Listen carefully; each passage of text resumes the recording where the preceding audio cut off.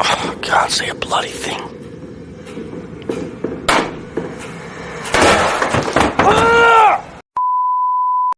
Personal Protective Equipment, PPE.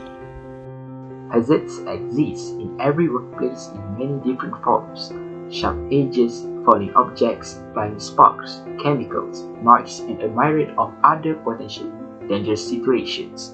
The Occupational Safety and Health Administration (OSHA) requires that employers must protect their employees from workplace hazards that may result to injury or accidents.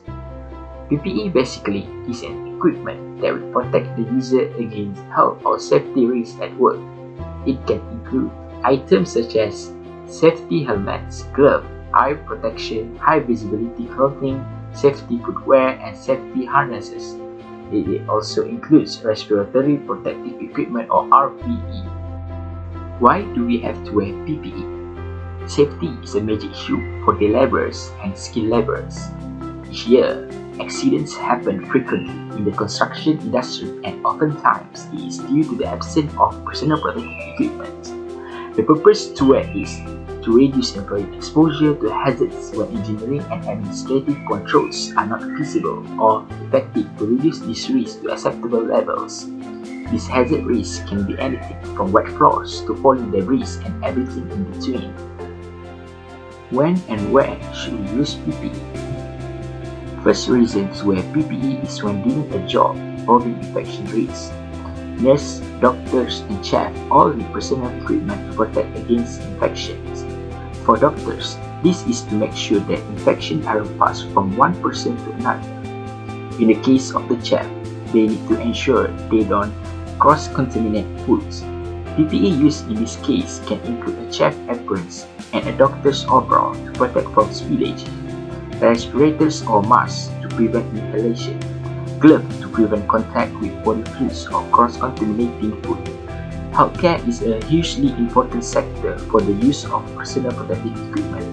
In this case, equipment is designed as disposable clothing so it can be effectively removed and disposed of immediately after wear to protect others from exposure to germs. Risk of cuts is another reason one must wear PPE. You can be cut in most jobs, but some are more high risk than others. In the construction field, you have to deal with sharp tools and heavy machinery. You will need to use protective equipment. This isn't just a result from a one-off accident, so you need to be using hazardous tools or machines every day.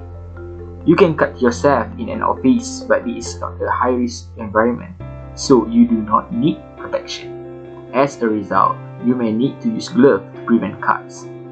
Mistakes can happen and cuts can be very deep from sharp tools, so make sure that you protect yourself.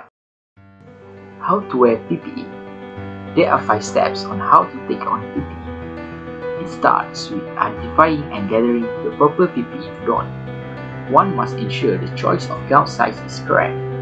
The second step is to perform hand hygiene using hand sanitizer.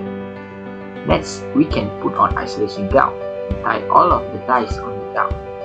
Moving to the face part, it is advisable to put on NIOSH-approved N95 filtering face with respirator or higher rather than face mask unless respirator is not available. The next step is one have to put on the face shields or goggles. The last step of donning PPE is put on your glove.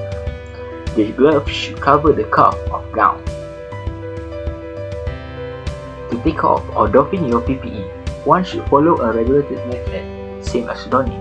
Doffing a PPE also consists of 5 steps. 1. Remove your glove, as well as ensuring the glove removal does not cause additional contamination of hands. Next, remove your gown and untie all ties.